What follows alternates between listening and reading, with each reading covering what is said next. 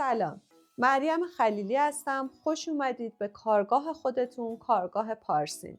امروز قراره با همدیگه احیای گل رو یاد بگیریم. احیای گل یا بازیافت گل به فرایند بازگرداندن گل خشک شده، ضایعات یا گل استفاده نشده به حالت قابل استفاده مجدد گفته میشه که این فرایند برای کاهش هدر رفت مواد، صرفه‌جویی اقتصادی و حفظ محیط زیست اهمیت داره. احیای گل رو هم میتونیم با دستگاه و هم با دست انجام بدیم. احیای گل با دستگاه توسط پاگمیل انجام میشه. دستگاه پاگمیل یک ابزار تخصصی برای احیای گل در حجم زیاده که همزمان گل رو مخلوط، هواگیری و فشرده میکنه. احیای گل با دست به دو روش انجام میشه.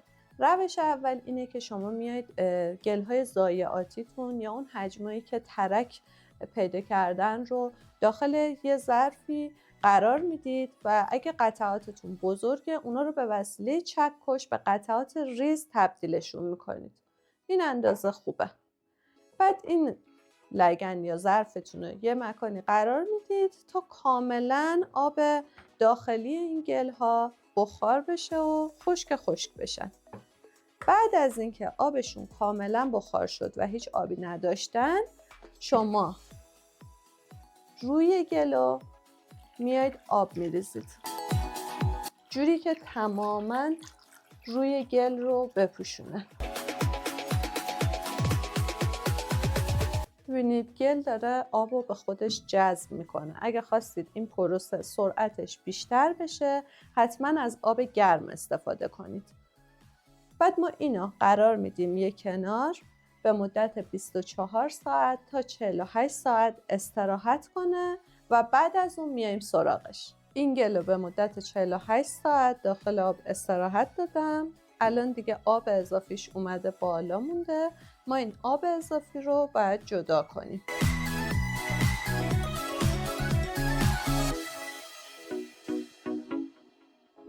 آب اضافیشو تا اونجایی که میشد جداش کردیم. حالا باید این گلمون رو هم بزنیم. حالا هم میتونیم اینو با دست هم بزنیم، هم با استفاده از دریل و همزن. که من با دریل و همزن همش میزنم، چون با دریل وقتی هم میزنیش مخلوط یک نواختر و یک دستتری بهتون میده و باعث میشه که ورز دادنتون راحت تر باشه.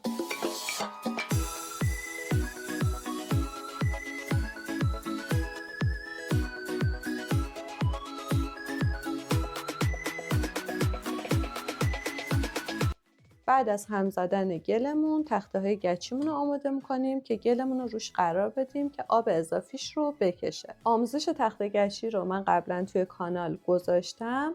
الان لینکش رو براتون این بالا میذارم. اگر دوست داشتید نگاه کنید و استفاده کنید. تخته گچیامون رو آماده می‌کنیم. روشون یا لایه برزنتی پهن می‌کنیم یا لایه پارچه نخی. بعد شروع می‌کنیم این مخلوطمون رو روی تخته گچیمون می‌ریزیم.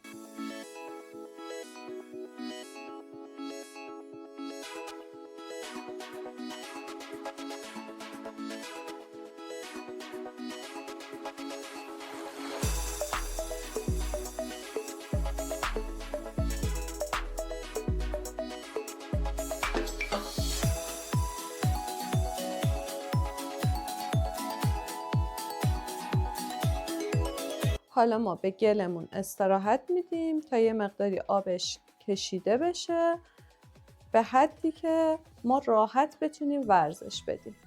خب الان تقریبا 7 ساعت از زمانی که دوغاب گلیمون رو روی تخته گچی ریختیم میگذره. الان میبینید همونطور که دست میزنیم دیگه گل به دستمون نمیچسبه. پس این الان مناسبه تا ما ورزش بدیم. البته باید به این نکته توجه کنید که زمان موندن دوغاب گلی روی تخت گچی هم به رطوبت کارگاهتون بستگی داره، هم به گرمی و سردی فضای کارگاهتون. خب بریم سراغ ورز دادنش.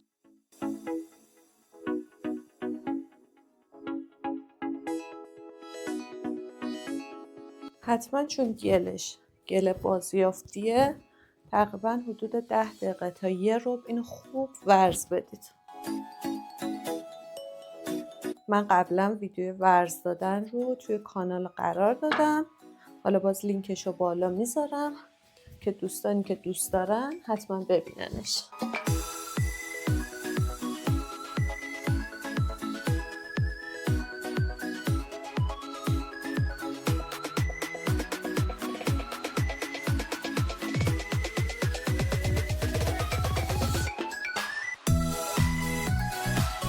خب دوستان این گلمون الان آماده است. ما اینو داخل یه نایلون قرار میدیم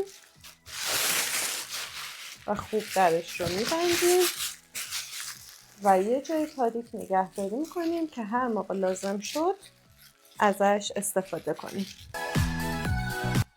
قبل از اینکه بریم سراغ روش دوم، همینجا چند لحظه صبر کنید، روی گزینه استاپ بزنید و اگه تا الان هنوز عضو کانالمون نشدید برید دکمه سابسکرایب رو بزنید و برگردید. من اینجا منتظرتونم. خب حالا میریم سراغ روش دوم احیای گلمون. این گل ما کاملا خشکه، اصلا نمیشه باهاش کار کرد. من کاملا بسته بندیش کردم که آب داخلش نره. بعد داخل این سطله میذارمش. بعد شروع میکنم توشو به آب ریختن. ترجیحاً اگه آبتون گرم باشه بهتره.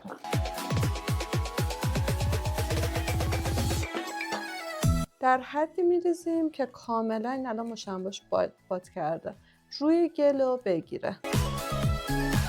حالا در ظرفمون رو میذاریم و اجازه میدیم 24 ساعت تا 48 ساعت استراحت کنه. من گذاشتم 48 ساعت گلمون استراحت کرد. حالا شروع میکنیم به باز کردن و در آوردنش. همونطور که میبینید اصلا از مشنبا رو باز نکرده، مشخصه گلمون کاملا نرم شده. میبینید گلمون چقدر نرم شده؟ این روش خیلی راحت تر از روش قبلیه. همونطور که میبینید توش کاملا گلمون نرم شده.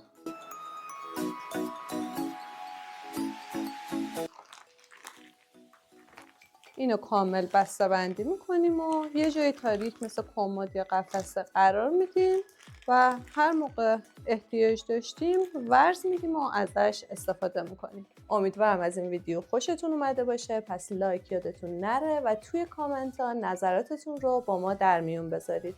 پس تا ویدیوی بعدی، خدا نگهدار.